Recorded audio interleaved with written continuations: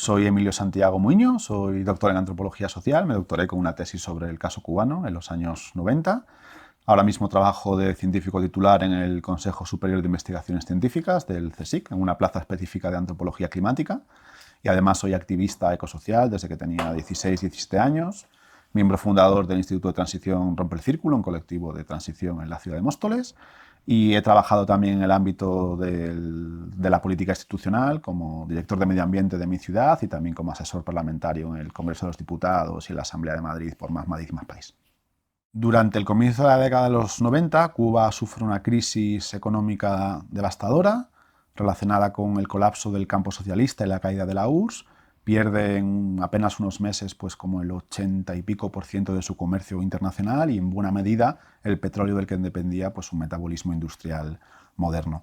En ese escenario se nombra a las políticas de emergencia que se van a aplicar periodo especial en tiempos de paz, que es una adaptación del concepto de periodo especial en tiempos de guerra que fue creado por la seguridad cubana como previsión de resistencia ante una invasión de los Estados Unidos.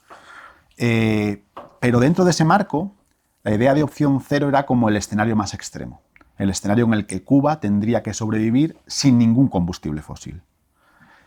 No es un término que se emplease mucho, pero sí que, según me contaban pues, mis colaboradores durante la tesis, era como una especie de nubarrón que estaba en el imaginario colectivo, ¿no?, de que las cosas podían ponerse todavía peor, ¿no?, y que había que hacer esfuerzos todavía mayores para sacar el país adelante. Entonces es un término que si tú rastreas la literatura o la prensa del momento está en dosis como pequeñas, pero me pareció como muy poético, o sea, como muy sugerente de la imagen de un país que se piensa a sí mismo sin combustibles fósiles. O sea, el caso más extremo de aquello que el ecologismo internacional ha entendido que Cuba nos puede enseñar, pues la opción cero era como el escenario más intenso, más quinta esenciado, por decirlo de alguna manera. Y por eso lo tomé como título para la tesis, porque me parecía muy sugerente. Me parece que durante tus encuentros, bueno, el activismo en el que estabas, ¿no? Se mencionaba mucho el periodo cubano, ¿no? Sí, También.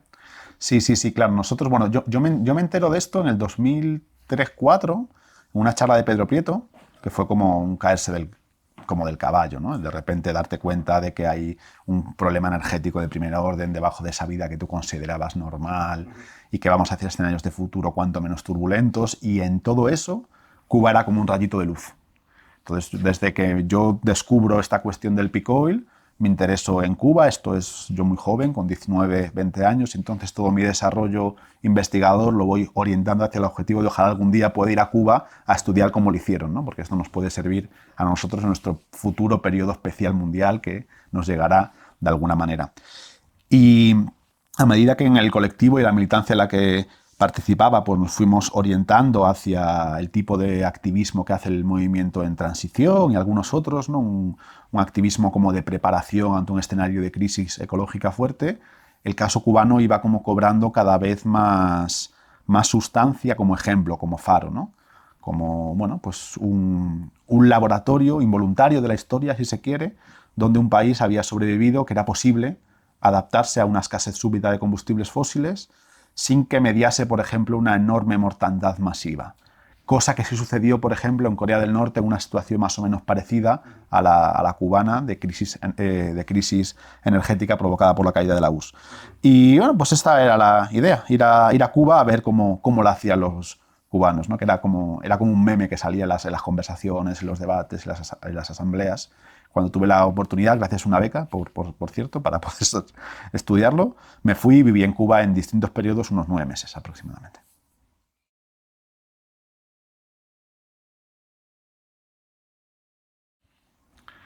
La cuestión de la vida buena, la construcción del hombre nuevo en Cuba es sumamente interesante como experimento. La idea del hombre nuevo fue una propuesta específicamente de Guevara en el marco de los debates económicos que se dieron al inicio de la Revolución Cubana. Al inicio de la Revolución Cubana, digamos, hay como distintas posiciones. Una posición más cercana a lo que era la ortodoxia de la Unión Soviética en ese momento, en el cual pues, tú tenías que ir hacia la construcción del socialismo, pero dejando cierto espacio para la economía de mercado, cierto espacio para una cierta descentralización empresarial, que le llamaban, que el plan tenía como que primar, y la idea de Guevara por la cual su modelo era una economía altamente centralizada, con un nivel de planificación casi total, muy acelerada la construcción de eso que se llamaba comunismo, ¿no? Y la abolición de las relaciones mercantiles, en la cual no podía operar, por ejemplo, el estímulo material. No podía haber, digamos, estímulo material para incentivar la producción, porque eso era socavar el pilar de una ética socialista del compromiso con lo colectivo. Por tanto, los estímulos debían ser estímulos morales, ¿no? Medallas al honor, al trabajo, cuestiones de este tipo. Yo creo que aquí operaron como la confluencia de tres cosas. Por un lado, el clima de fervor revolucionario de los 60, que es impresionante. O sea, la década de los 60 en Cuba es para estudiarla en todos los sentidos, porque es increíble cómo una nación tan pequeña intentó tantas cosas tan extremas. Y eso era algo, a mí por lo que me llega de las biografías que conocí y la gente que pude entrevistar, muy arraigado en el sentir popular. O sea, la gente vivió la revolución como un salto cualitativo impresionante, sobre todo los sectores más populares, los sectores más abandonados. En muy poco tiempo pasaron de la marginalidad y la exclusión social total a un gobierno que les cuadriplicaba el salario mínimo, que tenía una educación, una sanidad pública, que les enseñó a leer, que les alfabetizó. O sea, un salto vital, ¿no? La gente más mayor, era una expresión así medio cómica, o sea, pero que cuando te cuenta su historia la puedes entender. Decía, para mí Fidel Castro me hizo persona. Pues ese salto material como muy fuerte, especialmente sensible a los sectores más marginados de la población de un país muy oligárquico, donde, por ejemplo, había unas distancias sociales siderales entre ciudad y campo, ¿no? Pues, digamos, ese fervor de los 60 se suman las doctrinas ideológicas específicas de Guevara dentro del debate sobre el socialismo y la construcción del socialismo, en la cual, digamos, por simplificar, pero Guevara se sumaba más a las líneas como más voluntarista, por la cual la voluntad revolucionaria era capaz de hacer avances más fuertes y con cierta independencia respecto a eso que otros marxistas llamaban las condiciones objetivas, que a lo mejor te obligaban a hacer como más concesiones respecto al mercado o otras lógicas. Y después también la necesidad económica del país de afrontar una muy rápida industrialización, como esa especie de ilusión muy común en las izquierdas del gran salto hacia adelante. Sí. Vamos a centrarnos durante unos años en dar un empujón a esto y con esto alcanzaremos la soberanía material suficiente para ser independientes en lo militar, en lo económico, en lo social, etc. Y eso en Cuba se tradujo en la Gran Zafra, que es la idea de que en 1970 Cuba tenía que producir 10 millones de toneladas de azúcar para con eso financiar su industrialización. Esto fue una cosa demencial, porque todos los técnicos le decían a Fidel Castro que no se podía hacer. No se consiguió 8 toneladas y media, y para eso, digamos, se desorganizó el país porque se puso a trabajar durante, sobre todo cada vez que se acercaba como la fecha, objetivamente en esta especie de plan bajo una lógica absolutamente militar, ¿no? Cuba en 1959 ya no era un país campesino, era un país en el que había mucha presencia de economía rural, pero era una economía rural salarizada, centrada en la plantación de azúcar, en la cual trabajaban obreros, que no es lo mismo un obrero rural que un campesino. El campesino tiene control de la tierra y tiene una cierta autonomía sobre lo que produce. El obrero, digamos, trabaja en función de las directrices que le manda la central azucarera de turno o el latifundio de turno. Aún así, sí que era un país que conservaba algunos nichos de producción campesina interesantes alrededor del tabaco, alrededor del café, alrededor de algunas cuestiones. Entonces ya era un país que ya venía en una tendencia de descampesinización fuerte, que no significa de desruralización, sino pues eso, una presencia de la revolución verde y también de una estructura en el campo motivada por lógicas salariales. Y esto la revolución lo acelera.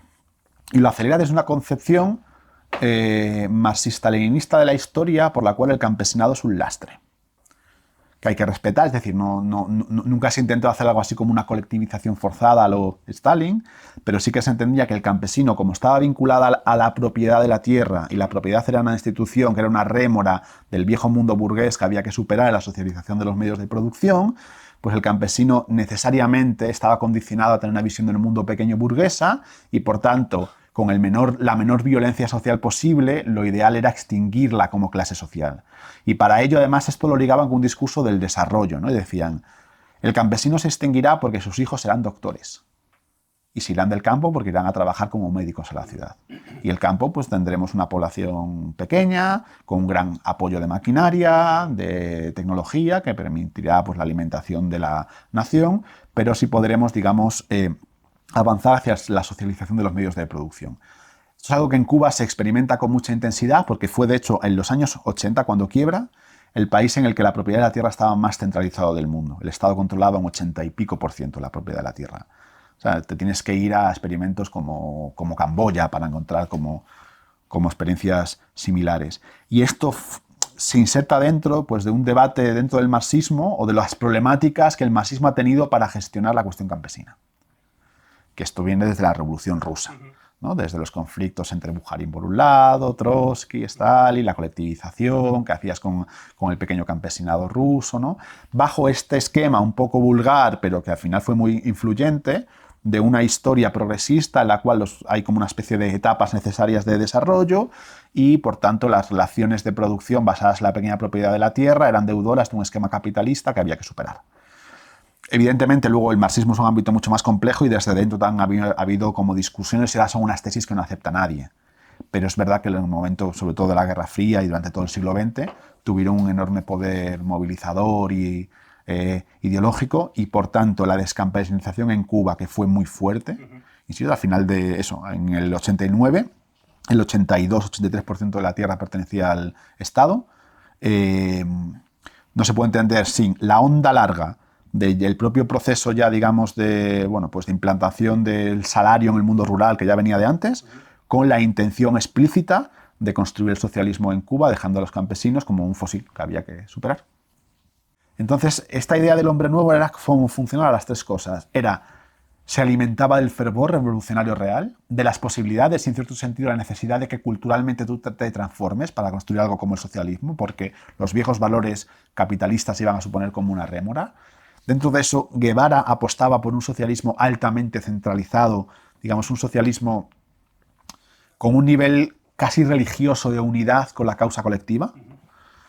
De hecho, algunos autores como Dumont calificaban el socialismo cubano como socialismo de tipo religioso, porque se genera como un fervor de entrega del individuo hacia la colectividad y luego la necesidad objetiva en un país que tiene, digamos, que generar un proceso muy fuerte de industrialización, de contener el gasto, mucho ahorro, austeridad para invertir y generar un proceso expansivo económico como muy rápido.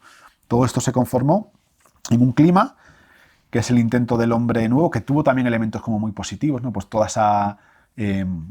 ese énfasis en lo pedagógico, ¿no? El desarrollo de la escuela, de elementos también, ¿no? de la alfabetización, de cómo pues, estas cosas así maravillosas que te cuentan en Cuba de niños de 12, de 13 años que en vez de irse de vacaciones se van a alfabetizar campesinos a las montañas cafeteras, ¿no? Llegan las vacaciones y como premio por haber sacado muy buenas notas te vas a alfabetizar campesinos con 12 años.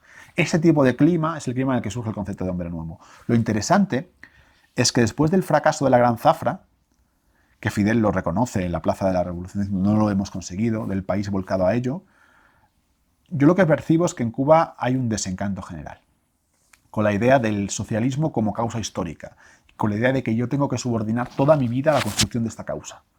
La gente sigue siendo partidaria de la revolución, mayoritariamente, pero desde una perspectiva más particular. Y ahí hay un cambio fundamental en el esquema de vida buena, que coincide con los 70 y con los 80, que es cuando Cuba... Porque claro, todo esto hay que entenderlo con que los años 60 en Cuba son años también de disidencia frente a la Unión Soviética. La Unión Soviética les protege geopolíticamente, pero la Unión Soviética les dice, ese camino es muy radical, no hay que ir por ahí. Y no es hasta los 70 que Cuba no entra en el CAME y no establece su constitución. La constitución cubana es súper tardía, es del 76, si no recuerdo mal. Casi 17 años más tarde después de la revolución. Cuando ya adoptan como un modelo soviético ortodoxo, y ellos lo piensan desde el sentido de... Los 60 éramos muy jóvenes, un poco románticos, y nos lanzamos a querer cambiarlo todo, querer hacer de Cuba la Sierra Maestra de América Latina, y no sé qué, esto no fue posible. Ahora, bueno, ya hemos pasado por esta especie de fiebre juvenil y vamos a construir un socialismo un poco más sensato, como lo están haciendo en la Unión Soviética. Que ya pasó por esto en la Revolución de Octubre, ¿no? Como una especie de lectura en la cual se hacía una correspondencia entre la juventud de la dirigencia cubana y la juventud del proceso político. Y era real. O sea, cuando entran en La Habana, Fidel tenía 33 años. Guevara tenía 26 o 27, creo, una cosa así, eran chavales. En un país muy joven a nivel como demográfico, ¿no? Eso también es súper importante. En los 70 esto cambia y se construye una perspectiva de vida buena mucho más cercana a lo que podía ser algo parecido con sus diferencias al estado del bienestar aquí. Donde además había una meritocracia que funcionaba. Y mucha gente, hija de campesinos, veía que podía estudiar y que podía llegar a ser ingenieros, que podían llegar a ser arquitectos. Una cosa que es como muy divertida de esa época es la cantidad de niños y de niñas que soñaban con ser astronautas, algo como muy propio de los imaginarios de la Guerra Fría, ¿no? Y no, yo seré la primera mujer cubana que vaya al espacio, una visión muy tecnificada de la sociedad, en la cual la revolución pasaba a ser una garantía de desarrollo material con justicia social. Y es un estilo, una concepción de vida buena distinta. Y es importante entender que es esto lo que quiebra los 90. Lo que quiebra los 90 es un país que en el 2000 se imaginaba como Japón. Y de repente llega esto, ¿no? Nos prometieron un 2000 en el que seríamos astronautas y ya estamos cultivando aquí en el jardín de casa para no morirnos de hambre.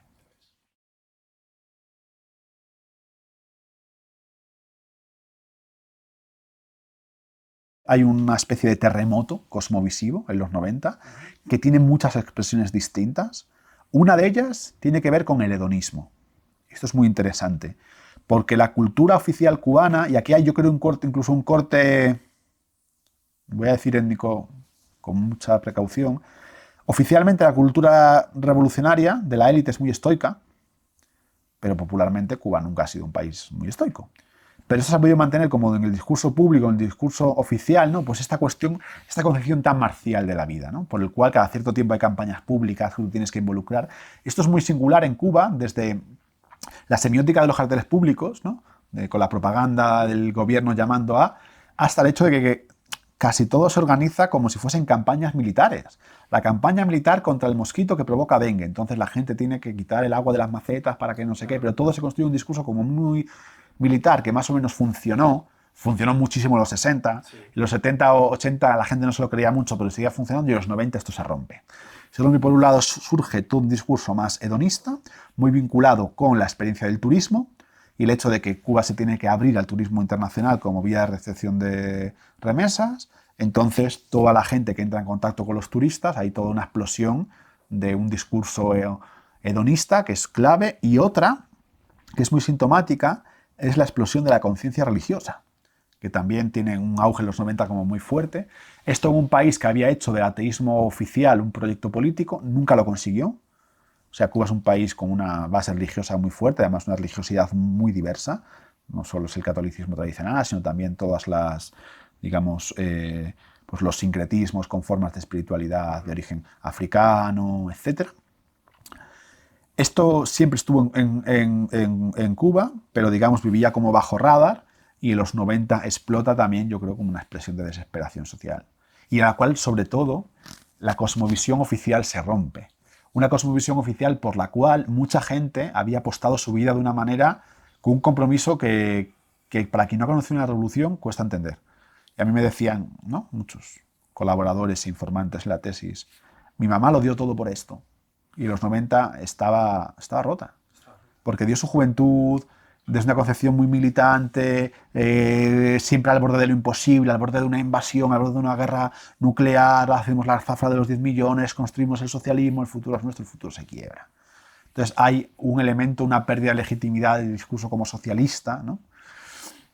Julio César Guanche, que es un sociólogo, o sea, creo que no es sociólogo, es historiador, pero es como uno de los intelectuales cubanos de izquierda, a mí me parece como más potente, porque él, bueno, tiene una parte crítica con el régimen cubano, a pesar de ser socialista, identificado de izquierdas. Me contaba su experiencia del año 94, cuando es el maleconazo y la gente sale a las calles a protestar. También hay protestas como de choque de los partidarios del régimen, ¿no? Y dice que ahí tuvo como un golpe como de ideológico fuerte, porque una de las personas que protestaban, ¿no?, le insultó, le decía, tú estás ahí porque te dan doble ración de huevo. Y yo decía, me pareció increíble que un conciudadano mío pensase que solo por una ganancia material tan ridícula como una doble ración de huevo yo podía apoyar al gobierno revolucionario de mi país, ¿no? Y evidentemente no lo hacía por eso, ni eso jugaba ningún papel, pero a mí me sirvió para entender el nivel de desafección que la revolución estaba ya generando. Yo creo que ese hundimiento cosmovisivo de los 90, de la ideología revolucionaria de construcción del socialismo fue clave.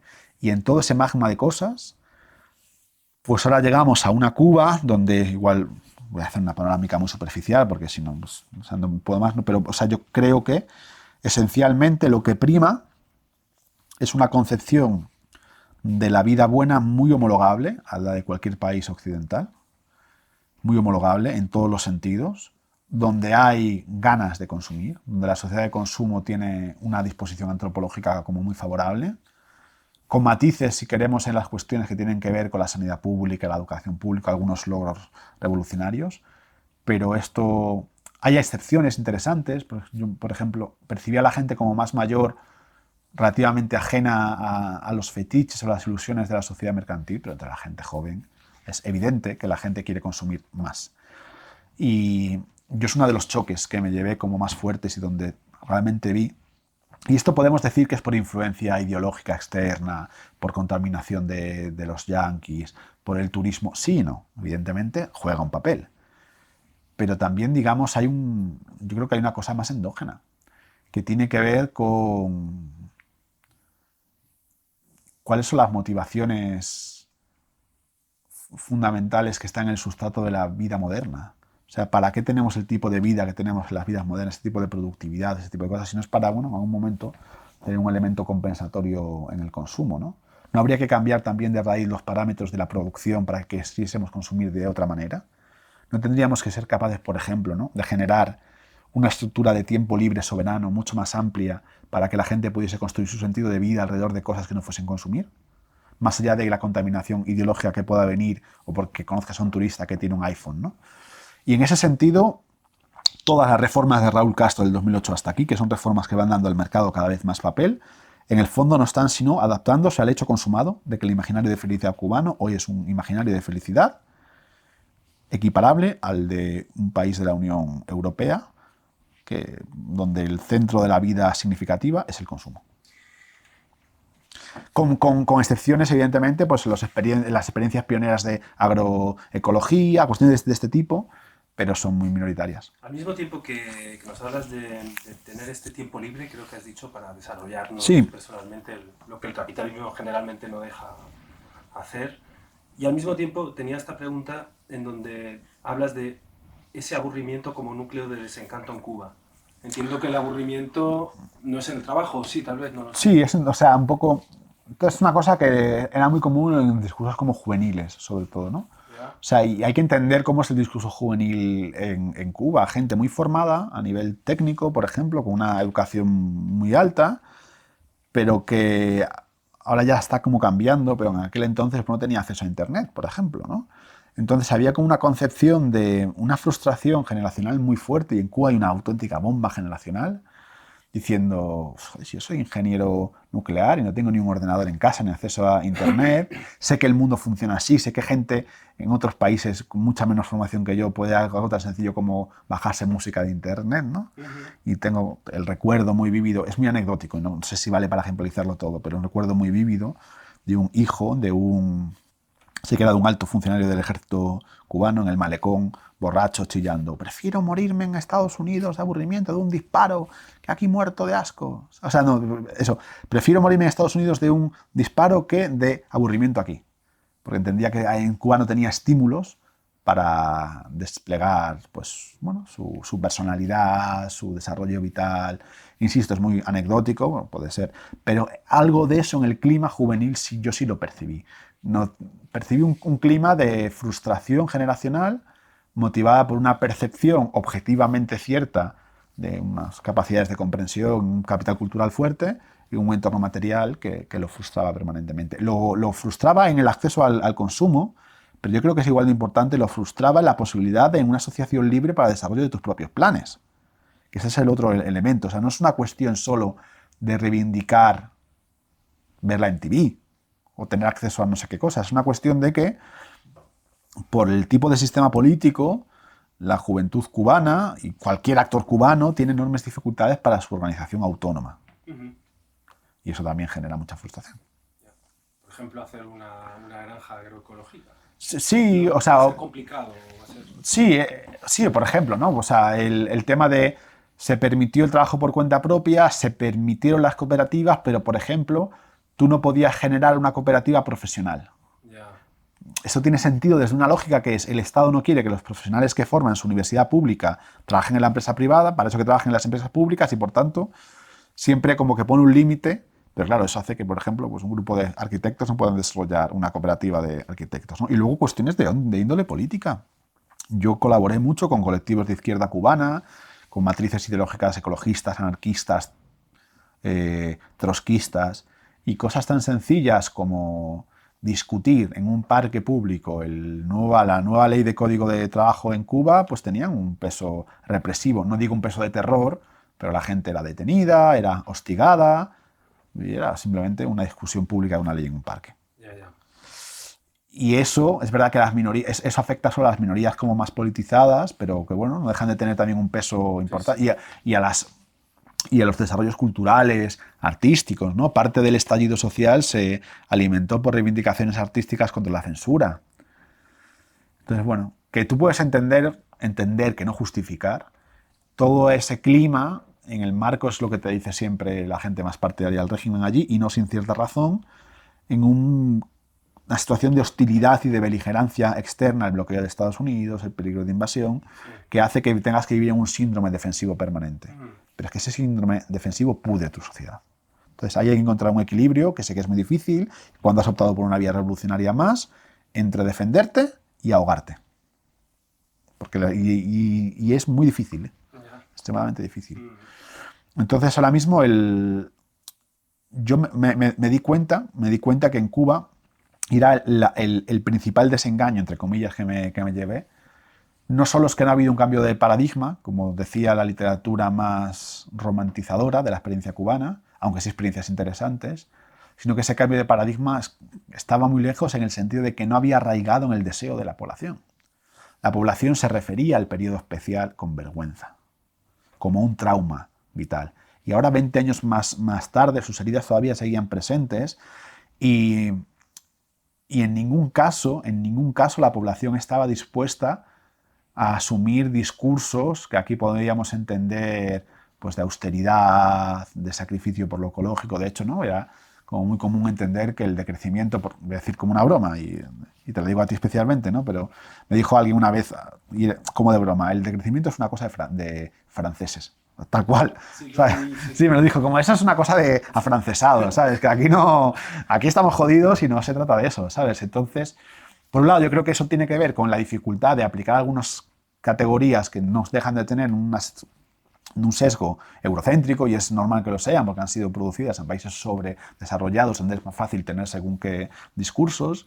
Y luego en el hecho de que, bueno, hay una experiencia material muy dura de los años 90 y de todo lo que vino después, que hay que hilar muy fino para poder coordinarla en términos pues de abundancia frugal, que diría Latouche, sí, o de lujosa pobreza, que digo yo a veces, o de vivir bien con menos, ¿no? Todo este mantra, que yo creo que se podría, pero hay que cubrir algunos déficits objetivos que están ahí y que sin eso pues la gente va a entender como eso, como una especie de ocurrencia colonial. ¿Y el dólar? El dólar. El dólar circulaba con muy poco efecto y muchas restricciones hasta los 90. En los 90, con esta crisis, se dispara la circulación de dólares. ¿Legalmente? No. Al principio es ilegalmente, y en el 93 se acepta la circulación de dólares. Y esto sí que fue cruzar el Rubicón. Porque aceptar la circulación de dólares significaba aceptar que los cubanos en el extranjero que mandaban dólares ayudarían a sus familias y que se iban a convertir en un pilar fundamental de la economía nacional. Y esto sigue siendo a día de hoy así. Es decir, Cuba, uno de sus pilares clave económicos son las remesas. Remesas que además se reciben en Cuba de manera muy desigual en muchos aspectos. Hay gente que recibe muchas, gente que no recibe nada, y hay un enorme sesgo racial en la recepción de las remesas, que tiene que ver con el hecho de que la estructura de la migración cubana es mayoritariamente blanca. Vale. Y esto ha sido uno de los elementos clave de la creciente desigualdad que ha estallado en Cuba desde los 90. El hecho de que el Estado ha aceptado el envío de remesas, de dólares, desde el extranjero, que luego el Estado recauda a través de un sistema de tiendas, que son las TRD, perdón, tiendas de recuperación de divisas, donde vende algunos productos de importación con unos impuestos del 200%. Por ejemplo, te puedes comprar una lata de Pepsi, ¿vale?, a precios muy caros para el consumo cubano, pero que alguien que recibe remesas no puede pagar. El Estado utiliza esto para financiar, pues, políticas públicas, políticas de sanidad u otras, ¿no? Y este elemento, en el 93, cuando se acepta, pues fue un auténtico torpedo la línea de flotación, porque claro, ya no solo la cuestión de las distorsiones económicas que se introducen, sino el hecho simbólico de toda esa migración que tú has mandado fuera. Y además, digamos, la Revolución Cubana, mucha gente no sabe esto, pero tuvo en las válvulas, o sea, en la migración como una válvula de escape clásica. Ha habido 3 momentos de crisis como migratorias fuertes, y entonces, digamos, el coste represivo en el país de enfrentarse a la oposición ha sido menor porque la oposición se ha ido. Se fue en el 1961, se fue con el Mariel en el 80 y con la crisis de los balseros en el 94. Entonces, cuando hay tensión, el gobierno abre y la gente se va. Aceptar que aquellos que se han ido, que además has construido todo el relato de los gusanos, los traidores de la patria, de la revolución, son los que van a cimentar buena parte de la economía de tu país con las remesas que mandan a sus familiares, es muy duro a nivel ideológico. Es la aceptación de un fracaso histórico. Y esto pues también se dio en los años 90 a medida que se vio que la crisis se cronificaba y que la ingobernabilidad del país crecía. Y podía llegar a ser, pues, haber un estallido social y un cambio de régimen, que es lo que también se estimulaba un poco, pues, desde el exterior. Sí, lo hicieron a contra... Claro. Por eso, o sea, ¿no? Y todo el mundo daba por hecho que si cayó el socialismo en la Unión Soviética, si cayó en Polonia, si cayó en Alemania del Este, caerá en Cuba. Y no cayó. Luego podemos ver por qué no lo hizo, ¿no? Sí. Pero no cayó a costa también de muchas cesiones que eran muy problemáticas en lo económico y social y muy difíciles de asumir en lo simbólico.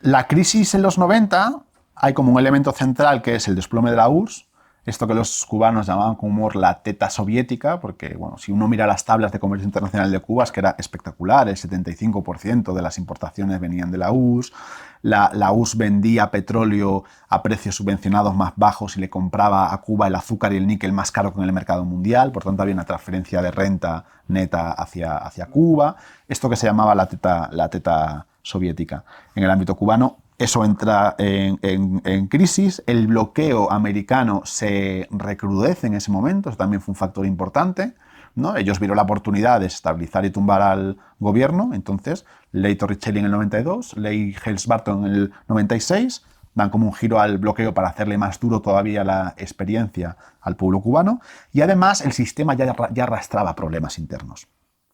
Problemas que en los años 80, también con humor, el cubano agrupaba bajo el paraguas del socialismo. ¿Qué es el socialismo? El socialismo era, pues, una vida cotidiana en la cual la burocracia cada vez tenía más peso, estaban como poniéndose encima de la mesa o manifestándose los problemas combinados de una economía planificada de modo central que va, digamos, como multiplicando los aparatos burocráticos, la gestión de la vida cotidiana, con una política de partido único que también, digamos, pues genera una hipertrofia burocrática y un cierto autoritarismo clientelar en las relaciones sociales, ¿no? Entonces, en ese contexto, además era un contexto de experiencia de la revolución como muy distinto, por ejemplo, de la década de los 60. La década de los 60 es una década en Cuba que se vive de un modo muy idealista, muy romántico, muy de compromiso por una causa global, histórica, ¿no? Y bueno, a medida que la revolución no se extiende por América Latina, también la sociedad cubana se acomoda a una experiencia del socialismo distinta, ¿no? Una experiencia del socialismo quizás más cercana a lo que podría ser la del estado del bienestar en Europa. Yo me centro en mi vida privada y tengo, bueno, un sistema que me da una sanidad pública, que me da unas políticas, ¿no? Pero ya no es una vida tan volcada hacia el exterior, hacia la historia, sino más hacia la construcción de tu vida con tu entorno comunitario. Y en este clima en el que tienes una hipertrofia burocrática cada vez bueno, pues empantanando más las relaciones sociales, en este clima en el que la gente ya está como más centrada como la vida privada, pues el socialismo reflejaba las microcorrupciones de la vida cotidiana, ¿no? El hecho de que si tú conocías a alguien en tal ministerio, a lo mejor te podía facilitar un trámite, o era más fácil acceder a algún producto que estuviese relacionado en la cartilla, ¿no? esa especie como de tráfico de información e influencias que siempre prosperan en los regímenes muy burocráticos. Eso es el socialismo. Ellos lo entendían como, más que dedicarte hacia el socialismo como causa, tú búscate a tus socios, resuelve tus problemas, ¿no? Y como la vida cotidiana a veces es un poco difícil por las trabas burocráticas, pues alguien te consigue saltártela o te pone las cosas un poco fáciles. Y a eso se suma una cosa que has comentado, creo que es importante, el hecho de que en los 80 el sistema de planificación central cubano demostró el mismo tipo de síntomas de agotamiento que fueron muy comunes en todas las economías de los países socialistas y que tienen en el mundo rural una expresión clave. Y es la producción agrícola en Cuba, a pesar de que se introducía una cantidad de insumos inmensa en forma de combustibles fósiles, de pesticidas, fertilizantes, Cuba fue una auténtica campeona de la Revolución Verde. O sea, una aplicación. En algunos casos, miras las estadísticas y era superior a la de Estados Unidos en número de fertilizantes por hectáreas, en irrigación, mecanización. A pesar de eso, los rendimientos agrícolas eran bajos y casi nunca se cumplían los objetivos planificados. También sucedía con la vivienda. Hay como 2 o 3 sectores económicos en los que la planificación central ha demostrado históricamente, las causas son muy diversas, que presentan como rendimientos económicos sustancialmente más bajos que en economías de mercado libre. Y en la agricultura es uno de ellos. Mucha gente o mucha literatura histórica tiende a asociar esto con la cuestión de los estímulos, ¿no? Hay algunos sectores económicos en el que el estímulo de la ganancia juega un papel mucho más importante que otros, ¿no? Seguramente la agricultura juega un papel mucho más importante que la ciencia, donde tú puedes desarrollar trabajo científico y estar como estimulado por otras lógicas que no sean las de pues sacar el máximo volumen de beneficios de una acción económica concreta. Pero vamos, esto es un tema como complejo en el que tampoco quiero entrar porque me voy a perder, pero sí que es un hecho constatado que antes de la crisis con la Unión Soviética, el sistema cubano presentaba ya muestras de agotamiento interno que exigieron, digamos, una especie de reacción por el gobierno, y fue una cosa que sucedió justo antes del periodo especial, que fue el proceso de rectificación de errores, que es así como se llamó a una serie de reformas económicas que el gobierno implementó precisamente para combatir pues este incumplimiento sistemático de los objetivos, este socialismo en la cultura política y todo este tipo de lógicas. Vale. ¿Y funcionó este plan de rectificación? No funcionó porque llegó la caída de la URSS y, digamos, lo torpedeó. Salvo en una cuestión que sí funcionó y es importante. Cuba logró desarrollar una industria biotecnológica de alto nivel, muy excepcional para ser un país periférico, un país del sur. Esto fue una apuesta de inversión del gobierno en la rectificación de errores. ¿Cómo salir por fin de la trampa del azúcar? En Cuba se hace una revolución contra el azúcar, contra el monopolio del azúcar en la estructura económica del país, que después, al final, tienes incluso que aceptarla para salir de ella. Es decir, te tienes que apoyar en el azúcar para salir porque, digamos, las estructuras económicas son muy abigarradas, difíciles de cambiar. Pero en ese periodo es cuando Cuba invierte una cantidad de dinero sustancial en un desarrollo de un polo biotecnológico que es absolutamente brillante. Cuba ha desarrollado sus propias vacunas contra el COVID, por poner un ejemplo concreto, pero previamente, y un polo sin el cual no se entiende la ambigua política de los transgénicos en Cuba, que es un tema que a todos los ecologistas nos sorprende mucho, pero digamos, allá hay una política estratégica de inversión pública en una serie de tecnologías que cuando uno invierte es para desarrollarlas. Y eso sí que se consiguió en ese periodo, y eso es clave porque, bueno, fue una de las vías de enganche o de reinvención de la economía cubana en otros términos. Biotecnología. Biotecnología. En ese sentido, Cuba es, a ojos occidentales, paradigma de una sociedad que ha aplicado una suerte de revolución agroecológica a escala nacional. Esto es matizable, tanto en la escala como en la intencionalidad como gubernamental, pero sí que es un país con logros muy sustanciales en esa materia, luego podemos entrar en ello. Y en paralelo, es un país que ha desarrollado y ha aplicado investigación sobre transgénicos. Esto, cuando un ecologista occidental llega y lo descubre, le sorprende mucho, ¿no?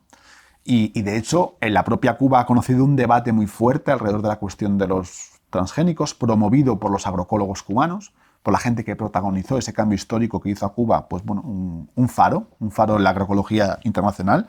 Estoy pensando en Fernando Funes, por ejemplo, u otros. Desarrollaron un libro muy interesante que concentraba como los principales pilares del debate de los transgénicos en Cuba. Y al final, yo lo que saqué en conclusión en la investigación es que, como todo gobierno, el cubano es plural. No hay una uniformidad ideológica ni una uniformidad en los criterios de las estrategias a aplicar.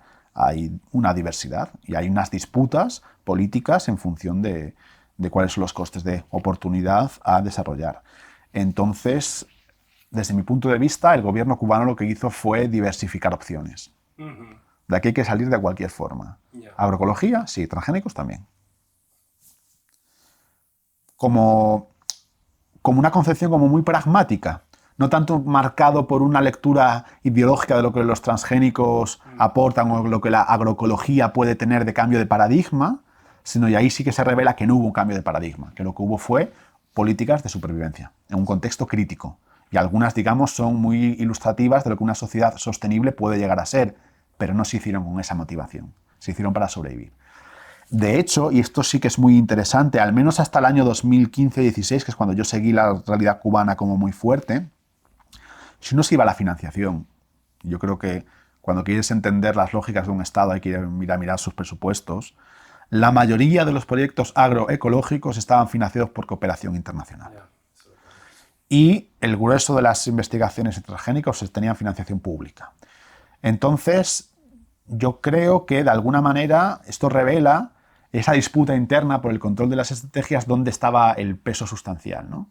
El peso sustancial de la dirigencia entendía que Cuba tenía que volver a desarrollar una agricultura industrial, además, digamos, después de 2 décadas de inversión en biotecnología, aprovechar la ventaja competitiva del país en ese término, pero no se negaban a que la agroecología tuviese un papel, sobre todo porque en la extrema situación de necesidad podía cubrir un poco como las carencias y estaban dispuestos a tolerar como esa experimentación. Esa es mi percepción. Evidentemente yo no he hecho una encuesta a la cúpula del Partido Comunista de Cuba para saber cuáles son los porcentajes de aprobación de una política u otra, pero cuando uno se fija en dónde se financian las cosas, es significativo, ¿no? Esto, el dinero lo ponemos nosotros y entra dentro de un plan, digamos, de desarrollo estratégico de un polo biotecnológico. Lo otro nos parece interesante, lo facilitamos, pero que el dinero lo ponga la ayuda internacional. Vamos a ver, entonces, cuando hablamos o hablas de Cuba como monoproductora de símbolos... Pero esa es otra cuestión. Ahí hay un elemento muy interesante, porque precisamente una de las cosas que se le reclamaba en el debate interno que en Cuba ha existido sobre los transgénicos es esto pone en peligro la imagen de Cuba como una sociedad sostenible para el siglo XXI. Vale. Y es verdad, es verdad. Y es una imagen que algunos sectores del gobierno cubano estaban interesados en fomentar. Y estaban interesados en fomentar también, esto ya a lo mejor es, bueno, meternos como muy en el fondo del asunto, ¿no? Pero porque también los fondos de cooperación internacional se deciden en espacios en los que tu imagen pública importa. Si tú ya tienes construido una imagen de país agroecológico sostenible, será más fácil captar fondos para el impulso de proyectos agroecológicos sostenibles. Y era como una contradicción que tenían como que intentar salvar, ¿no? Porque al final las políticas son contradictorias. Y yo creo que en el fondo el gobierno cubano quería todo. Quería desarrollar los transgénicos porque ya tenían una línea de inversión muy fuerte hecha desde hace muchos años en esa vía, porque además tenían gobiernos amigos en el plano internacional que les estaban como, digamos, prestando en condiciones de precio favorables, etc. Y al mismo tiempo, pues, tenían interés en desarrollar la agroecología, algo lo que nunca creyeron, pero que se impuso por las circunstancias, que demostró como resultados positivos y que tenía ese otro elemento de rejuvenecer la imagen de Cuba en el mundo como un país que experimentaba con esas cuestiones. Yo creo que intentaron compatibilizarlo todo. Esa es mi percepción después de estudiarlo durante muchos años. Desde una lógica que no es tanto conspirativa o maniquea, sino que responde a las propias complejidades del sistema de poder cubano, donde familias, tendencias y corrientes distintas están peleadas en una guerra de posiciones, comparten un proyecto común, pero muchas maneras de entenderlo.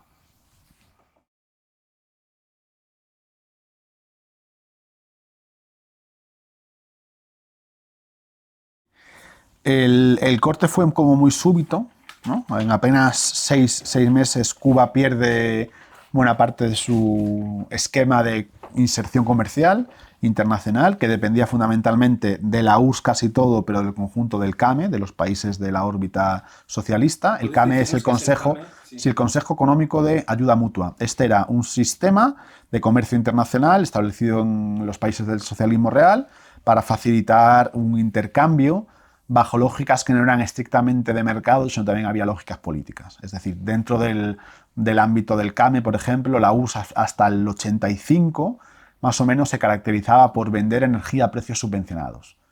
Los países del CAME recibían petróleo a precios más bajos de los que podían comprar en el mercado internacional. Esto se entendía que era como un elemento de integración y de cohesión del mundo socialista.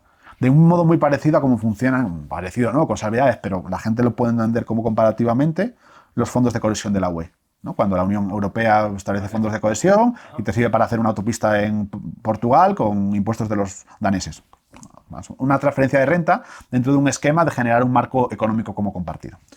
En este sentido, pues eso, Cuba se hunde su esquema de inserción económica internacional en apenas 6 meses y las medidas que se establecen pues son, por un lado, un racionamiento muy estricto de los productos de todo tipo y se va dando como una serie de respuestas a medida que se entiende que no es una cuestión, digamos, coyuntural, sino que se va a convertir en algo estructural, ¿no?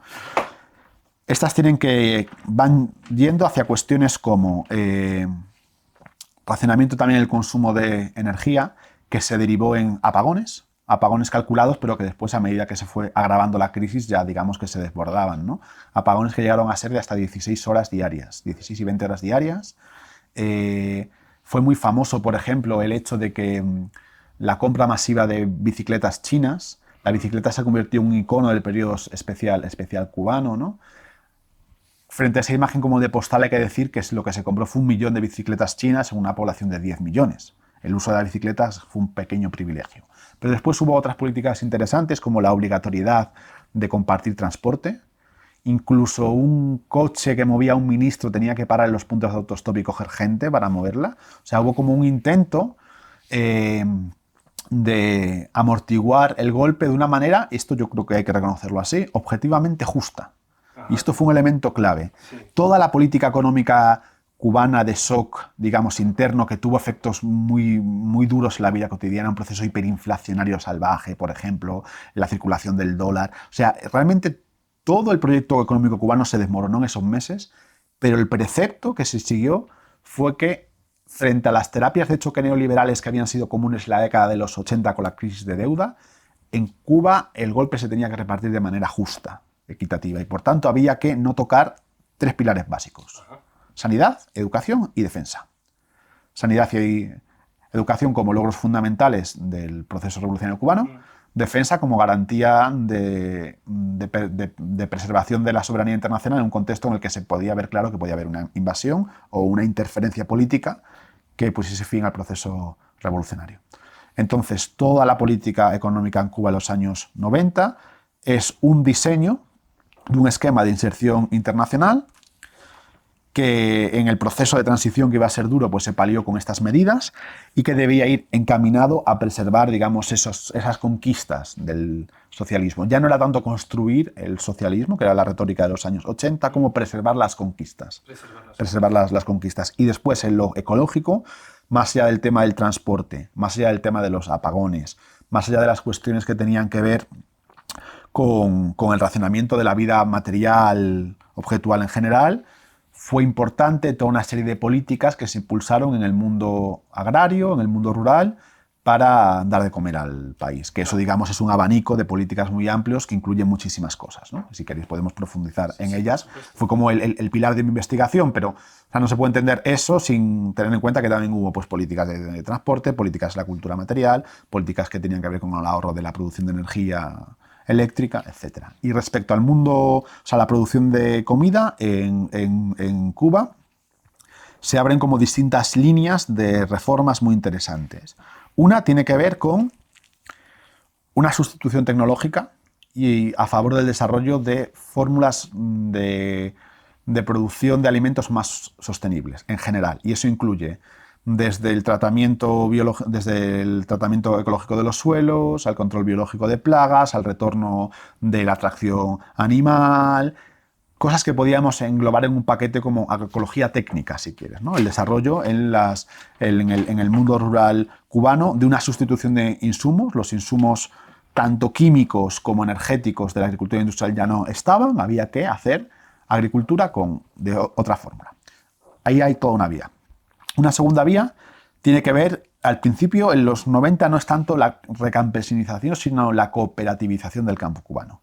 El entender que las granjas del Estado se tenían que convertir en cooperativas, porque al ser cooperativas y los trabajadores sentir que formaban parte del control de la producción, se iba a estimular la producción. Esta era la lógica. Entonces hay una reforma agraria en 1993 que genera las VPC, que son las siglas de Unidad Básica de Producción Cooperativa.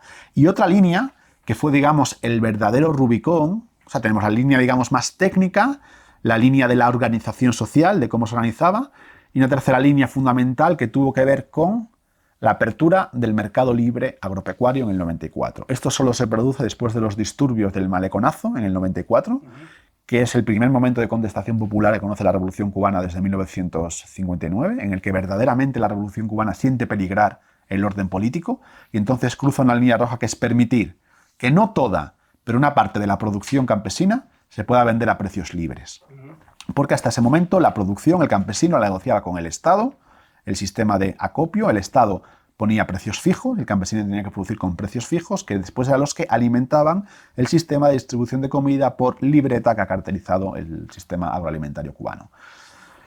Esto suponía un enorme estímulo a la producción en la medida que ese porcentaje, que no era total, pero sí importante de la producción alimentaria, le podía permitir al campesino enriquecerse con la producción. Digamos, tener un desarrollo económico potente. Y después hay una cuarta línea, que fue todo el desarrollo, bueno, una cuarta y hasta una quinta podríamos hablar, ¿no? El desarrollo brutal de la agricultura urbana, en ese contexto, ¿no? En un contexto en el que hay un déficit de comida sustancial. Hay que decir que en Cuba se estuvo al borde de la desnutrición. El cubano medio en esos años perdió unos 10 kilos. Y con expresiones muy problemáticas en la salud pública, como la epidemia de polineuritis del año 93, que en última instancia tenía que ver con un déficit de grasas y la incapacidad de absorber las vitaminas fundamentales para un funcionamiento como metabólico normal. En ese contexto, pues, se estimula producir comida allí donde se pueda. Hay un auge de la agricultura urbana muy funcional en el momento en el que, pues, escasea el transporte para llevar la comida del campo a la ciudad, y ese es un proceso muy interesante porque también en él confluyeron lógicas como muy distintas, desde experimentos de los militares hasta organizaciones espontáneas de vecinos que tomaron huertos, hasta un movimiento como más organizado y financiado por la cooperación internacional. Hay muchos actores confluyendo en el desarrollo de la agricultura urbana en Cuba, que tuvo éxitos muy notables. Hacia el año 2000, casi el 100% de los vegetales, no de la comida, de los vegetales de la dieta cubana se cultivaban en los términos municipales. Esto incluso entidades tan poco sospechosas de filocomunismo como el Banco Mundial reconocieron que era un éxito y que era un modelo, digamos, inspirador para otros países del tercer mundo, ¿no? Y fue un fenómeno, pues, como muy complejo, donde se desarrollaron muchas tipologías de producción, con muchas motivaciones distintas, pero fue como otro pilar de esas políticas de choque contra la escasez energética y su impacto específico en la alimentación. Y por último, yo quiero señalar también procesos muy interesantes que se dieron de colaboración entre ciencia y campesinado. En el sentido de que, hasta ese momento, en un modelo de revolución verde, la relación de la ciencia con el campesinado era profundamente jerárquico-vertical. El científico aplicaba un paquete de insumos, un paquete de desarrollo técnico que el campesino, como un agente pasivo, asumía, y todo ello muy dependiente de combustibles fósiles, tanto la propia estructura, digamos, de desarrollo de las tecnologías como, pues, la mecanización, etc., ¿no? Cuando todo esto quiebra, pues hay una parte de la ciencia cubana que, de modo muy vanguardista y experimental, porque tuvieron que rebelarse contra estas lógicas verticales de imposición tecnocrática, se dan cuenta de que el campesino sabe mucho. Y sabe mucho de cosas que ahora mismo son muy útiles. Sabe mucho de las especies concretas que están más adaptadas a sus territorios, en un contexto en el que tú ya no puedes tirar un paquete de insumos, de fertilizantes o de pesticidas que te homogenice todo, ¿no? Cuando ya no hay ese poder energético de homogenizar, las diferencias emergen. y por tanto el conocimiento situado de las experiencias se vuelve mucho más importante. Y hay un proceso muy interesante que también, digamos, se desarrolla luego en proyectos como muy distintos, en los que una parte de la ciencia cubana se pone a escuchar a los campesinos, les da un rol protagonista en el desarrollo de las innovaciones técnicas y de ahí también surgen procesos sumamente inspiradores. Digamos, ese sería el abanico más o menos amplio de las políticas de choque que se aplicaron en Cuba para dar de comer a un país que se había quedado sin la mitad de su petróleo en 6 meses. No lo dije antes, pero digamos, Cuba también puede enfrentar todas estas reformas desde una posición, bueno, de cierta fuerza en la medida que científicamente su sistema había desarrollado estas investigaciones independientemente de su necesidad social. Vale. O sea, Cuba ya tenía una investigación previa en control biológico de plagas. Esto yo creo que responde como a bueno, y en eso y en otras cuestiones, ¿no? Yo creo que responde a 2 lógicas. Una tiene que ver con el hecho de que la academia socialista o la ciencia socialista es menos dependiente de los chantajes utilitaristas del mercado y por tanto es más susceptible de albergar estudios que no tienen una implantación utilitaria práctica inmediata, pero de repente cuando lo necesitas pues tienes como esa carta y la puedes jugar. Y luego la obsesión militar con la necesidad de que Cuba sobreviviese a una invasión de los Estados Unidos por su propia cuenta. Esta historia se remite en un momento de los 80, no recuerdo si fue en el 83 o en el 84, cambia la estrategia de seguridad nacional cubana y se empieza como a empezar a trabajar en un escenario tipo Vietnam.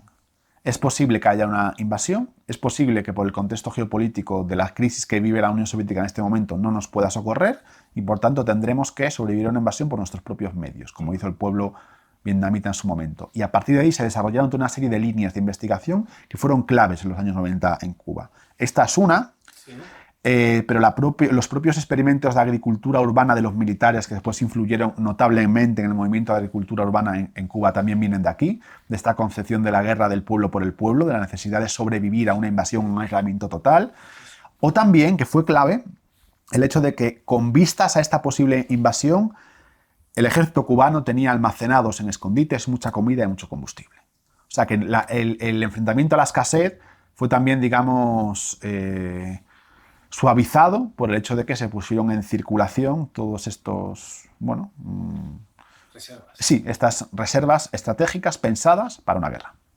Vaya. Interesante. Entonces eso hay que tenerlo en consideración también. Una cosa muy práctica de Estado. De Estado. Tal cual. Genial. Vale, vamos a ver, estaba el tema muy interesante, las escuelas de boyeros por un lado, sí, y por el otro las unidades básicas de producción cooperativa. Vale, escuelas de boyeros, el buey se había perdido en Cuba con todo el desarrollo de la Revolución Verde, todavía quedaban algunos campesinos, digamos, en los nichos más marginales, de los nichos más marginales en todos los sentidos. Hay que entender que en el 90... decíamos, el 80% de la tierra era del Estado, el 10% eran lo que se llama las CPA, que era un tipo de cooperativa en el cual la tierra había sido socializada, aunque el campesino, digamos, trabajaba individualmente en una tierra como socializada, y luego las CCS, que es el nivel de cooperativa desde la lógica como socialista como más primario, en el cual no hay colectivización de la tierra, sino que los campesinos forman una cooperativa pues, para conseguir insumos, créditos, combustible en común, pero que en el fondo manejan todavía agricultura privada familiar, ¿no? Vale.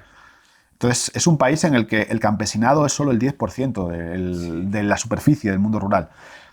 Y era en esos aspectos que son, digamos, el sector más abandonado por las políticas públicas, porque el incentivo era que los CCS se pasasen a CPA, que el campesino abandonase su tierra propia y la colectivizase con otros campesinos para hacer, ¿no? Y ir como avanzando en esa socialización de los medios de producción. Sí. Entonces, lo paradójico de esta época es que fueron los campesinos más marginados históricamente los que sacaron adelante un país como Cuba, ¿no? Y eran algunos de esos campesinos que todavía manejaban bueyes porque no habían sido beneficiarios de las políticas de mecanización rural.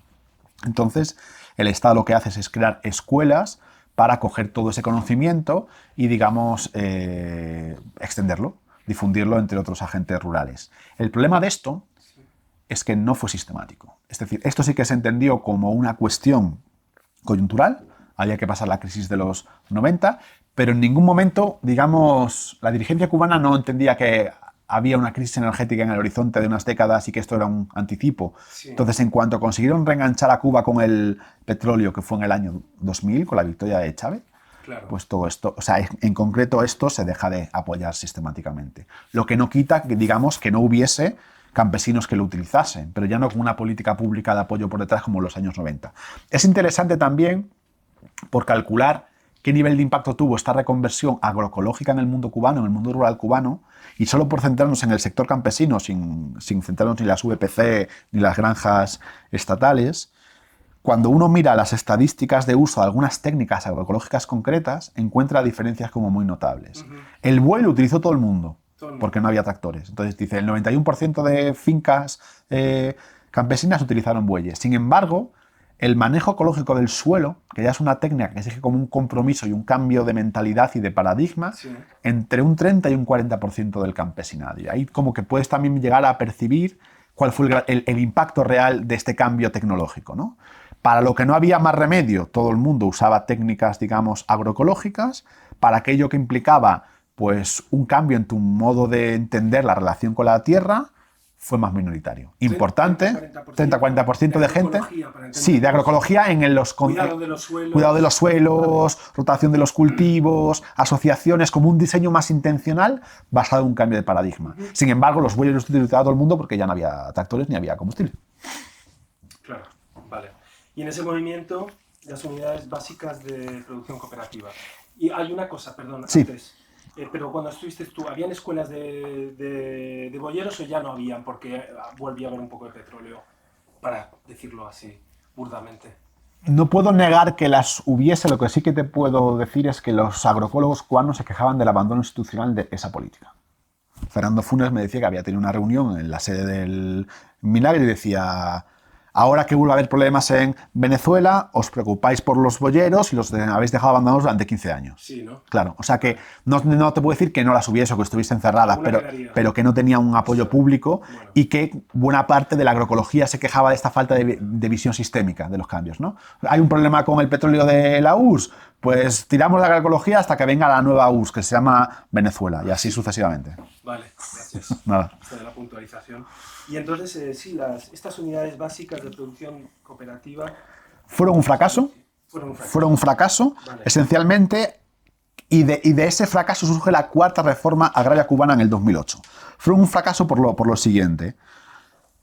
Fue un intento de desestatalizar la agricultura cubana, es decir, que una parte sustancial de las granjas públicas del Estado pasasen a ser cooperativas teóricamente controladas por los trabajadores, y esto debería estimular la producción, ¿no? Esa era la lógica, porque el trabajador sentiría que tenía eso que llaman en la literatura técnica vinculación hombre-tierra. El problema de las granjas estatales es que no hay una vinculación del hombre con la tierra, porque no hay control de la producción y, por tanto, ¿para qué voy a esforzarme en trabajar mucho? ¿Para qué voy a esforzarme en sacar una cosecha del problema de una plaga? ¿Para qué voy a esforzarme, ¿no? Claro. Como las cooperativas cubanas, VPC, siguieron, o sea, eran como unas cooperativas muy poco cooperativizadas.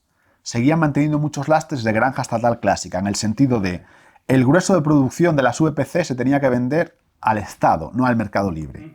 Por tanto, no había los incentivos económicos que tenía el pequeño campesino para vender en el mercado libre y sacar un buen rédito de ello. Y por otro lado, buena parte del plan de producción, tanto de las tecnologías a usar como de las decisiones, seguía siendo enormemente vertical. ¿No? Eran cooperativas, pero en el fondo la dirección de la cooperativa, muy vinculada con el partido, muy vinculada con el Minagri, seguía teniendo un peso mucho más fuerte que la decisión de los trabajadores. Hay toda una serie de estudios que hicieron etnografías en las VPCs y había una queja sistemática de que los trabajadores decían, voy a exagerarlo, o sea, es más complejo, ¿no? Pero le han cambiado el nombre, pero esto se parece mucho a una granja estatal. O sea, realmente nuestra decisión no cuenta, los estímulos a la producción pues tampoco nos incentivan, y aquí hay una cuestión estructural que tiene que ver con el hecho de que no podemos vender en el mercado libre. El grueso de la producción viene con precios fijos, precios que en muchos casos superan los costes de producción, así se sentían, pero claro, esto hay que entenderlo en toda su complejidad, con el hecho de que Cuba no hubiese podido mantener una cartilla de racionamiento de comida para toda su población si el Estado no comprase comida a precios fijos. Vale. Y este es el corazón del dilema, es ese, ¿no? Por eso les costó tanto abrir el mercado libre. Porque, o sea, por un lado ya era como un reforzamiento de la enorme desigualdad que se disparó en Cuba en los años 90. Es decir, a pesar de que el gobierno intentó una salida igualitaria a la crisis, y de hecho lo tuvo en muchos aspectos, en paralelo la desigualdad se dispara en Cuba en los años 90. Si queréis, luego después podemos entrar en eso. Y en ese sentido, el mercado libre ya era como aceptar también la desigualdad en la alimentación, que era como un aspecto muy básico y muy identitario de la política revolucionaria. Aceptar que los campesinos se van a enriquecer, como de hecho sucedió, a costa de alimentar al país de manera desigual, porque no todo el mundo va a poder comprar los productos de los campesinos de la misma forma, ¿no? Y sin embargo, si queremos tener comida pública subvencionada para todos, pues habrá una parte de la producción de comida que la tendremos que comprar a precios tasados por el Estado y que nos la vendan a este precio, porque si no, no la podemos pagar, porque el Estado está en la ruina. Entonces es un panorama complejo. O sea, creo que es interesante tener la visión como del conjunto para entender que en base a los presupuestos ideológicos y del proyecto político cubano no eran decisiones fáciles.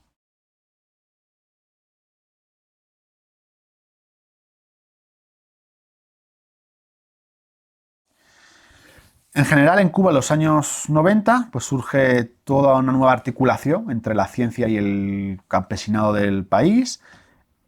Su lógica compartida tiene que ver con darse cuenta que en una situación de escasez de combustibles fósiles, donde se rompen los parámetros de homogeneidad que te permitían tener un control vertical y tecnocrático del campo, a la medida que los combustibles fósiles o los fertilizantes unifican las condiciones de producción, ¿no? Eso ya no está, por lo tanto tienes que enfrentarte a la diversidad de los terrenos, de los suelos, de todo.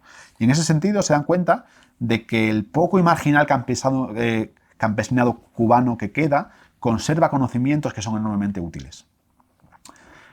Y que además el empoderarlos para que les hagan uso pues puede permitir que el campesinado coja fuerza en un momento en el que el país le necesita. Y surgen distintos proyectos. Uno de ellos fue el proyecto de fitomejoramiento participativo, que impulsó la gente de Humberto Ríos y del Inca. Otro proyecto fue el proyecto Campesino a Campesino, que tomaron unas metodologías experimentadas inicialmente en la Revolución Sandinista y las aplicaron para Cuba. Por no entrar en cada uno de estos proyectos como muy detalladamente, lo que compartían todos era el reconocimiento de que el campesino tenía un conocimiento técnico que era útil, que se convertía en especialmente útil en un contexto donde la aplicación tecnocrática ya no funcionaba, que era interesante generar metodologías participativas para que ese campesino experimentase científicamente y compartiese los experimentos con otros campesinos de la zona, incentivándoles a aplicar esos cambios técnicos. Y hacerlo a través de la experiencia y a través como de una pedagogía en la cual, ¿no? Uno de los lemas del movimiento campesino a campesino es la verdad convence, pero el ejemplo arrastra, ¿no? Pues que a través de la experiencia concreta el campesinado pudiese ver, pues que no sé, que tal técnica concreta de generación de compost pues era mejor que la otra, o que tal variedad de semilla funcionaba mejor que la otra. Entonces se desarrollaron toda una serie de metodologías distintas, la mayoría de estos programas también ayudados por la cooperación internacional, en la cual el campesino pasaba de ser como el último eslabón de una cadena tecnocrática a la que básicamente le quedaba obedecer órdenes, a convertirse en un actor. Un actor tanto económico como científico. Y para el campesino fue como muy chocante la cultura de los técnicos del ministerio que antes, digamos, venían y sobrevolaban con los planes que tenían que aplicarse, se sentaban con ellos y les escuchaban y cogían parte de la información y les enseñaban como metodologías para que fuesen los propios campesinos los que trabajasen con sus vecinos algunas técnicas. Entonces ahí se dieron toda una serie de procesos muy bellos, muy reconocidos internacionalmente. Humberto Ríos, por ejemplo, impulsor de fitomejoramiento participativo, recibió el premio Goldman en el 2010, que es considerado uno de los, digamos, de los candidatos a Nobel Verde, ¿no? Hay como varios, pues el premio Goldman es uno de ellos, en un proceso muy hermoso en el cual los campesinos se convirtieron en desarrolladores de nuevas variantes, que además les ponían como sus propios nombres, ¿no? Nuevas variantes de arroz o de otras plantas muy adecuadas a los contextos de crisis tan grave en la que estaban, ¿no? Pues, por ejemplo, variedades más adaptadas a la escasez de agua, variedades que conservaban pequeñas propiedades. Conservaban sus pequeñas propiedades y que además se pusieron a experimentar como con ellas, ¿no? Entonces, llegaba a las ferias de la diversidad, en la cual pues, los campesinos mostraban diversas variedades suyas que ven en su huerta y compartían las semillas con otros. Pues a ver si esta variedad te funciona o esta responde mejor a la escasez de no sé qué. Y en ese sentido fue una auténtica explosión tanto de conocimiento técnico como de empoderamiento social. También las VPC presentaban como diversos índices muy bajos de aplicación de políticas agroecológicas. Y me lo dijo muy bien una científica social cubana cuando me dijo: el obrero agrario no se va a levantar a las 4 de la mañana para hacer manejo del suelo, porque no es su tierra, no tiene un compromiso más allá del salario que le pagan por unas horas concretas. Entonces ahí como que me di cuenta que hay una incompatibilidad en la sustancia social básica de lo que fue el mundo campesino, que era un mundo en el cual tú no producías para el mercado, sino que los excedentes los llevabas para el mercado, pero había un elemento de autosubsistencia fundamental, y no se puede entender el campesinado, al menos a nivel histórico, sin ese peso fuerte de la autosubsistencia familiar, a un mundo rural salarizado, donde tú el compromiso que tienes con tu trabajo no es tu supervivencia, es obtener un dinero por unas horas. Entonces, y sin embargo, la propia materialidad de una finca no se gestiona de esa manera. No se gestiona, digamos, con paquetes estandarizados de horas que tú regulas con un convenio. Y ahí hay como un choque civilizatorio casi entre lo que fue el mundo campesino y el mundo capitalista moderno, que ha generado híbridos y evidentemente hoy hay, pero que yo creo que hay una buena parte de las economías familiares campesinas no se explican solo en términos de cálculo racional de costes y de beneficios, sino que tiene que haber un compromiso casi identitario con la gestión de algo que tú sientes como propio. Y precisamente los obstáculos en el socialismo cubano a que el campesinado jugase un papel en esto, porque esto suponía una rémora en tanto que los campesinos están vinculados a propiedades de tierra concreta, pero yo creo que explica en buena medida el hecho de que los logros espectaculares que demostró Cuba en algunos aspectos en los años 90, hay que decir, por ejemplo, no lo hemos dicho en toda la entrevista, pero en el año 2000 Cuba tuvo un año histórico de récord de producción de comida, cuando, por ejemplo, la aplicación de fertilizantes se había reducido un 80%. Esto fue real. Explícanos un poco eso. Pues, o sea, digamos, todas estas políticas que hemos visto, ¿no? Muy amplias, que reinventaron el mundo rural cubano tras la escasez de combustibles fósiles, consiguieron el hecho histórico objetivo de que Cuba en el 2000 estaba produciendo más comida que nunca, con menos insumos que nunca. Esto en sí mismo es un éxito. Cuba no se alimentaba solo con esto. Esto es parte del mito. Quien piense que Cuba era un sistema autosuficiente no es cierto. Seguía importando una cantidad de comida importante. Pero es verdad que consiguió demostrar que con una serie de políticas que además no fueron un cambio de paradigma, sino una adaptación como de emergencia, el mundo puede producir mucha comida con muchos menos insumos químicos y con muchos menos insumos energéticos. Esto es una buena noticia, objetivamente, se mire por donde se mire. Pero claro, digamos que parte de esos... O sea, si eso no se generalizó, porque después Cuba conoció como un descenso en la producción alimentaria a partir de los 2000, que tuvo que ver en parte con, esto es como más complejo, pero hay como en toda la historia económica cubana un péndulo entre centralización y descentralización.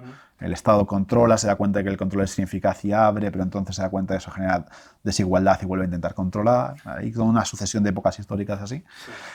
Si en Cuba hubiese habido una política de campesinización más intensa, por lo menos en los dos, yo creo que todos estos logros se habrían consolidado más, porque en el fondo era ese pulso con la economía privada familiar campesina lo que para buena parte de la dirigencia cubana también suponía un obstáculo en la profundización de todas estas políticas, ¿no? Que el mercado libre tomase como más peso, que hubiese más proporción de la producción que se pudiese vender en el mercado libre, que las propiedades del Estado inmensas en el campo pasasen a ser parte de las familias. Todo eso yo creo que operaba un prejuicio ideológico muy propio del mundo marxista socialista o de cierta rama de él durante el siglo XX, ¿no? Y por tanto, ¿cómo decirlo? Sí, no, eso. La agroecología en Cuba hubiese sido menos efímera con un gobierno más comprometido con el papel emancipador del campesino.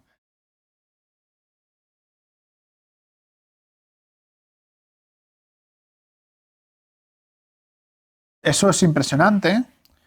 Yo no tengo una explicación clara, pero comparativamente, esas experiencias que Boaventura Sousa Santos llama de neofeudalismo barbarizante, esta fragmentación del Estado, esta discusión del poder del Estado por grupos armados capaces de imponer su lógica, por relaciones mafiosas, narcotraficantes, diferentes actores armados, eso en Cuba no se da, en ningún caso. De hecho, Cuba, mi percepción, comparado con otros países de América Latina que he conocido, es un lugar increíblemente seguro. Es una experiencia muy desconcertante poder caminar por La Habana a las 6 de la mañana y no tener la más mínima urgencia de miedo. Lo sería imposible en Santiago de Chile, otra ciudad que sí que conozco. Y yo creo que aquí hay, como más o menos lo puedo explicar, pero insisto que no es una explicación, es una especie de, de hipótesis, es que la revolución hizo un Estado fuerte. Y el Estado fuerte es una excepción en América Latina. América Latina, no voy a generalizar, ¿no?, pero se ha caracterizado por gobiernos fuertes con estados débiles, Estado en el sentido institucional, de instituciones que con sus normas, te guste más o te guste menos, funcionan y tienen como cierta capacidad de generar pues previsibilidad social, de generar orden, de generar normas, garantías. Pues la Revolución Cubana consolidó un Estado fuerte. Consolidó un Estado fuerte. Y yo creo que esto es importante también para entender por qué Cuba logra sobrevivir. Porque, digamos, en Cuba, por ejemplo, tenían un sistema de alerta alimentaria que hacía que si surgía un conato de desnutrición en cualquier aldea de Sierra Maestra, el gobierno llegaba con comida y repartía comida. Pero para eso tienes que tener la red pública, la institución que te garantiza que esa información llega. Entonces, hay ese componente. Yo fui a Cuba como muy anarquista y volví un poco menos, porque me di cuenta del papel clave, que el Estado no solo es una entidad como represiva, sino también es productiva, y que hay algunas instituciones de lo público, que luego si queremos podemos pensar que una sociedad anarquista se podría resignificar de otra manera, pero esa institucionalidad, esas normas comunes cristalizadas, profesionalizadas y que genera red pública, fue clave para que en Cuba, digamos, se pudiese soportar un golpe como el que se soportó. Y eso yo creo que explica también el hecho tan fascinante de que en Cuba no hay, o al menos no había, no sé si ahora, porque ahora quizás la cosa pueda estar cambiando, pero al menos hasta cuando yo vivía allí no era destacable la presencia de agentes mafiosos o de agentes de violencia paramilitar, ¿no? Había en ese sentido una sociedad que ese aspecto lo tenía admirablemente cuidado. Yo creo que para lo que viene, sea lo que sea, el papel del Estado va a ser central. El papel del Estado va a ser central. No es lo único. De hecho, ni siquiera es algo que, digamos, puedes centrar todas sus estrategias en ello. Pero yo, a diferencia de los discursos que podía mantener hace 5, 6, 7, 8 años, a medida que he ido digiriendo la experiencia de Cuba con el tiempo y también mi propia práctica en el trabajo institucional, me he dado cuenta de que hay una parte del ecologismo que tiene una posición ante el Estado muy ingenua. El Estado va a estar, el Estado va a ser determinante en el tipo de políticas que implantemos en años que van a ser críticos y, por tanto, además de construir resiliencia comunitaria, que es una cosa que el ecologismo se imagina más fácilmente, ¿no? El ecologismo se imagina que vienen momentos de mucha turbulencia social y que tú desde abajo vas a construir resiliencia comunitaria, por supuesto. Pero, a diferencia de lo que piensan otros compañeros, el golpe no va a ser tan fuerte como para que el Estado desaparezca. Yeah. Y ahí yo tengo una diferencia fundamental con compañeros más colapsistas que piensan que el orden social se puede desmonar en muy poco tiempo. Yo pienso que no y que, por tanto, la política pública, el presupuesto público, la legislación juegan un papel fundamental en que esas otras experiencias organizadas desde abajo o se repriman o se potencien. Por tanto, hay que estar en las dos cosas. Hay que estar en la construcción de las experiencias alternativas y hay que estar en la capacidad de gobernar un país. Y cuando hablas de esto, yo pienso en el tamaño de país, ¿no? Para intentar ver si hay un tamaño en que, de cara a un futuro medio presente ya, esto de TRE, sí, que va bajando y pero yo ahí... Porque Cuba es, claro, del tamaño... Como Portugal. Vale. Pero yo no creo que haya una correspondencia automática, ¿no? O sea, creo que... que evidentemente, ¿no? Esto es una cosa como muy común en el pensamiento ecologista. Las sociedades sostenibles descentralizan una parte de su toma de decisiones para adecuarla a las singularidades materiales de los territorios. Tradicionalmente el ecologismo ha pensado esto. Yo creo que en parte eso es cierto, pero digamos hay como una parte en la que yo creo que se hace como una extrapolación muy automática de la TRE, que por cierto es como una unidad muy difícil de calcular, o sea que más o menos te da como intuiciones de por dónde pueden ir las cosas, pero nadie sabe exactamente, por eso es tan problemático hablar de TRI, sobre todo cuando se aplica a lo social, ¿no? Cuando ya no te vas a la TRI de un panel fotovoltaico como concreto, sino el conjunto de la sociedad. Sí. Hay demasiadas dobles contabilidades, demasiadas cosas que no sabes cómo medir las fronteras exactas, como para apostar, que es algo que yo sí he escuchado, algo así como un país muy grande se va a volver energéticamente disfuncional y se va a fragmentar. Yo creo que eso no es nuestro escenario. O sea que a lo mejor es el escenario si lo hacemos todo muy mal y a final del siglo XXI, pero ahora mismo estamos en unas situaciones donde sí que vamos a vivir turbulencias económicas fuertes, las estamos viviendo, que yo creo que tienen márgenes para, digamos, ir como cabalgándose sin por ello, digamos, que pueda dar una solución, ¿no? Que nos asegure 100 años de crecimiento como el siglo XX, pero sí márgenes como para no pensar que todo se cae en 2 días y que en ese escenario, los estados tal y como son, van a ser actores determinantes, ¿no? Y que el proyecto político que esté en el Estado en ese momento, pues va a ser el que tome decisiones que son clave. Entonces tenemos que construir desde abajo y tenemos que estar en los gobiernos, las dos cosas. Y esto yo lo aprendí en Cuba. Creo que todavía en el libro no fui capaz de expresarlo con toda la solidez, pero es una cosa que a medida que yo he ido pensando en los dilemas políticos, me remitía para Cuba y decía, es que porque tenían ese gobierno y porque tenían ese Estado. Si no, no hubiese funcionado.